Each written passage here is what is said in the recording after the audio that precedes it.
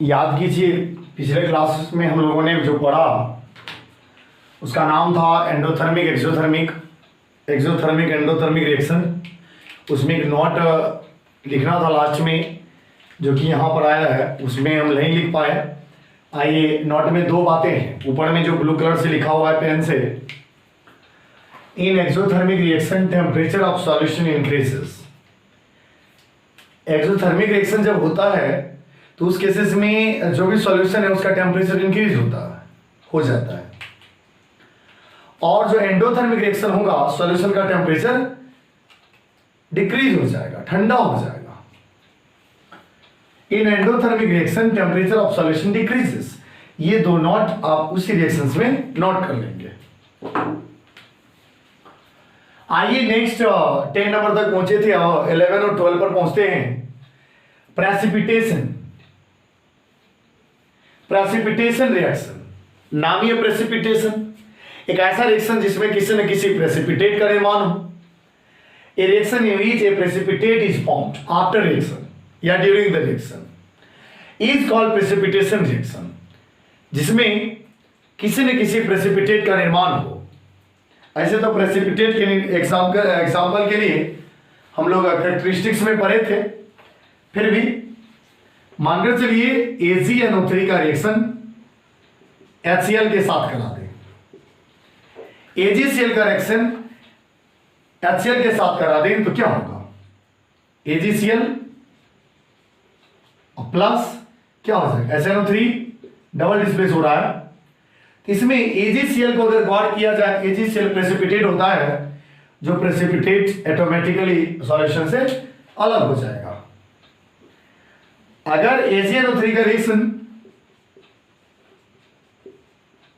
NaCl से करा दें फिर से, हो जाएगा AgCl प्लस NaNO3।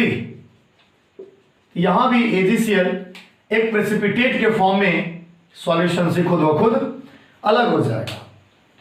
नेक्स्ट एक और अगर देना चाहें, BaCl2 प्लस, दो तीन रिएक्शन हम खुद से लिख देते हैं जिसको आप बनाएंगे।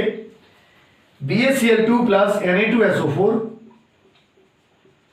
इसमें बेरियम सल्फेट प्रेसिपिटेट होगा। उसके बाद CuSO4 plus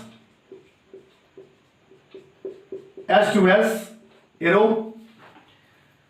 PbNO3 plus Ki। इन सभी रिएक्शंस को आप वीडियो को पॉज करके अपने से बनाने का प्रयास करेंगे। उसके बाद रिएक्शन को सभी को बनाने का प्रयास करें, ठीक है। आइए हम इसको सॉल्व करें। बेरियम सल्फेट के साथ दोनों का वैलेंसी 2 तो BaSO4, यहां 2NaCl, चूंकि दोनों में 2 है तो 2 लगा देते हैं, बैलेंस हो जाएगा। इसमें जो प्रेसिपिटेट होगा वो आपका बेरियम सल्फेट है। जहां पर प्रेसिपिटेट बनता है आप आराम से नीचे लगाते हैं। ठीक उसी तरीके से नेक्स्ट यदि इसमें देखा जाए, Cu, इसका वैलेंस यहां 2 लिया गया तब तो सल्फेट के साथ है, Cu2S प्लस H2SO4। इसमें Cu2S आपका या Cu2S, यहां पर S का वैलेंस 2 है, Cu2 मत लिख करके Cus लिखिए तो ज्यादा अच्छा रहेगा। वैलेंस 2 लिया दोनों का, तो Cus, ये जो कॉपर सल्फाइड है ये सॉल्यूशन से अलग हो जाती है या हो जाता है। नेक्स्ट ये प्रेसिपिटेट हुआ PbI के साथ, तो हो जाएगा PbI2 प्लस KNO3 बैलेंस करना होगा। NO3 में डबल है तो 2 दे दिए, यहां पर डबल दे दिए तो I2 है, तो I2 है ही। यहां पर लेड आयोडाइड जो देखते हैं PbI2, ये आपका प्रेसिपिटेट होगा एरो। इसको आप बाद में भी लिख सकते हैं, नो डाउट।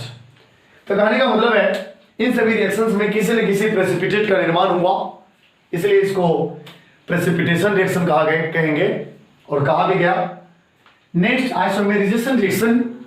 आइसोमेराइजेशन रिएक्शन को समझिएगा, जब हम लोग कार्बन चैप्टर पढ़ेंगे तो कार्बन चैप्टर में आइसोमेरिज्म नाम का एक टॉपिक आता है, जिसमें बहुत सारे किसी कंपाउंड के आइसोमर्स होते हैं।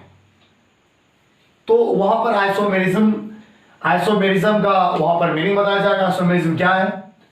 रीअरेंजमेंट, रिएक्शन को समझिए।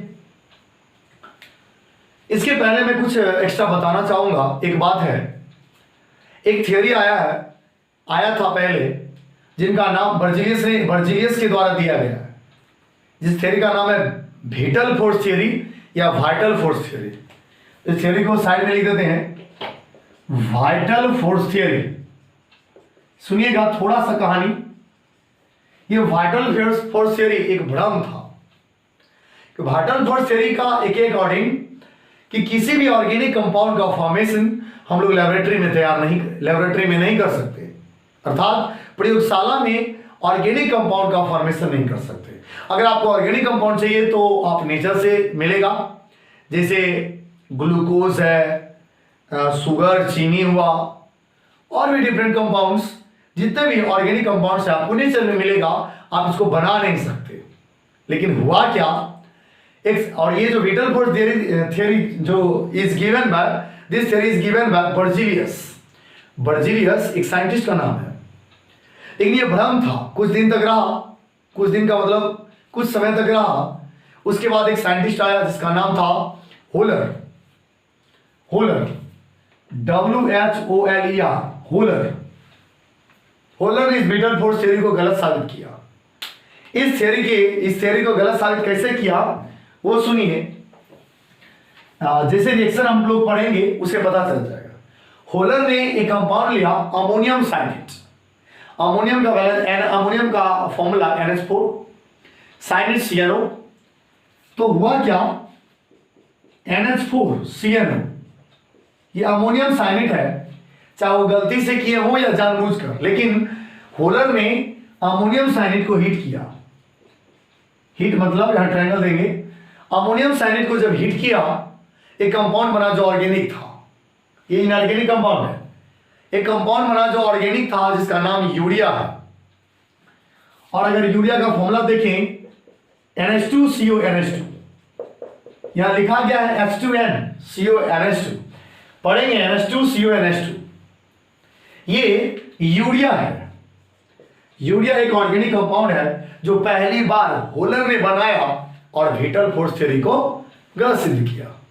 सिर्फ आप अमोनियम साइनेट को हीट कर दें, NH2CONH2 बोले तो यूरिया का फॉर्मेशन हो जाएगा। आप यहां अगर गौर से देखें तो एक ही कंपाउंड क्या मतलब हुआ, ना किसी के साथ कंबाइन, ना ब्रेक डाउन, डिकम्पोजिशन भी नहीं है, कॉम्बिनेशन भी नहीं है। एक ही कंपाउंड के जितने भी एटम्स हैं सभी आपस में रीअरेंज होकर एक नया कंपाउंड तैयार कर दिया जो कि यूरिया है। आखिर ऐसा NH2 क्यों लिखा गया वो देखिए, स्ट्रक्चर फॉर्मूला में आपको पता चलेगा। C डबल बॉन्ड वो इस तरीके से नाइट्रोजन, इस तरीके से हाइड्रोजन हाइड्रोजन, और यहां भी नाइट्रोजन हाइड्रोजन हाइड्रोजन। तो नाइट्रोजन कार्बन से अटैच्ड है, इसलिए इस तरीके से दिखाया जाता है। तो कहने का मतलब है कि एक ही कंपाउंड के सारे एटम आपस में रीअरेंज होकर नए कंपाउंड का फॉर्मेशन करे, और वो कंपाउंड उसके रिएक्टेंट से बिल्कुल अलग हो। अगर बिल्कुल अलग हो तो केमिकल रिएक्शन है, यानी आप डेफिनेशन लिख सकते हैं, a chemical reaction in which all the atoms of a molecule of a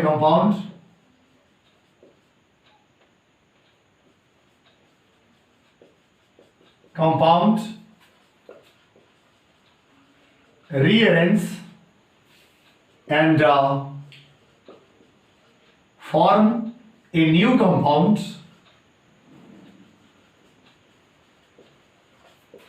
is called isomerization reaction or rearrangement।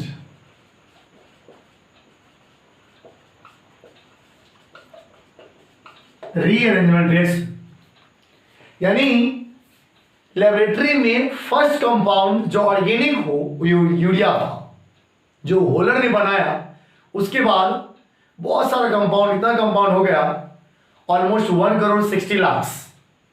2010 तक में 1 करोड़ 60 लाख कंपाउंड आया और लेबोरेटरी में बनाकर रखा गया। अब तो अभी हम लोग तो 2020 में है, अभी तक तो और भी ज्यादा हो गया होगा। यानी जितना बार ऑर्गेनिक कंपाउंड बनता होगा उतना बार विटलफोर्ड थ्योरी गलत सिद्ध होता होगा।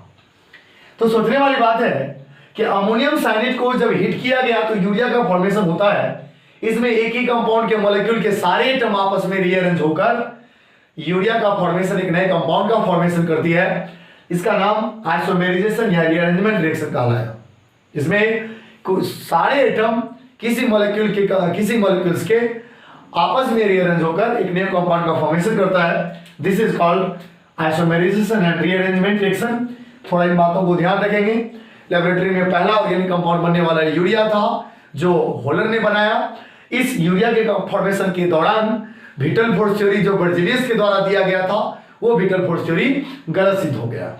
ठीक है, इस तरीके से हम लोग 12 तक पहुंचे प्रेसिपिटेशन रिएक्शन, आइसोमेराइजेशन रिएक्शन। एक बार रिपीट, प्रेसिपिटेशन रिएक्शन जिसमें किसी न किसी प्रेसिपिटेट का निर्माण हो, और आइसोमेराइजेशन रिएक्शन एक ऐसा रिएक्शन जिसमें किसी न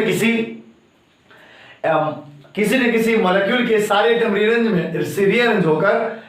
होकर और एक न्यू कंपाउंड का फॉर्मेशन करे, यह आपका रीअरेंजमेंट रिएक्शन हुआ। ठीक है, इसको अपलोड करेंगे और रिवाइज करते रहेंगे। थैंक यू, धन्यवाद। और अगला रिएक्शन अगले वीडियो में। Thank you.